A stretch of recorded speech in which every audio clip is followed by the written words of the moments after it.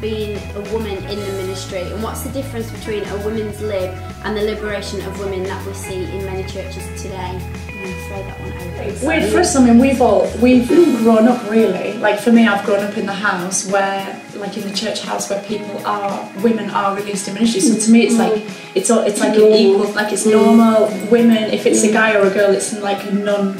That's not the question. The question is who is anointed for the task, or who's called to that.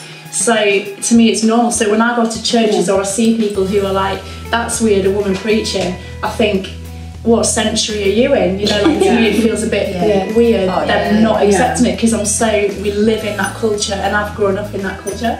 So what do you think, Julie? Because you've been in ministry for well, I think like Siobhan said, it's like the women's lib movement was like almost having to prove a point and almost trying to put men down.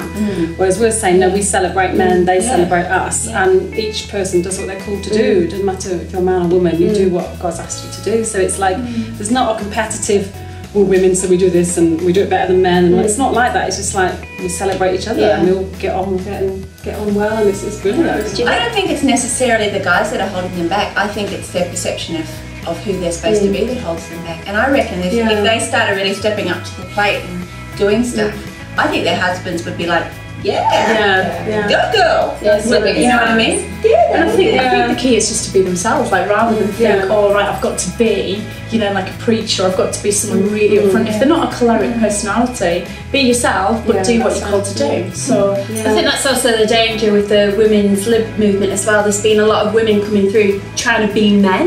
But the liberation of women is that we can be ministers, but we can also be feminine with that. Very good. Very feminine. In red shoes. So for you, Louise, because you preach a lot, and you know, whereas your husband doesn't, he's in business and whatever, and he obviously supports you side by side. How's that balance in terms of you preach more often and things like that? How does he support you? I think that's got a lot to do with Chris and how comfortable he is in his own skin, because there's no competition between us at all.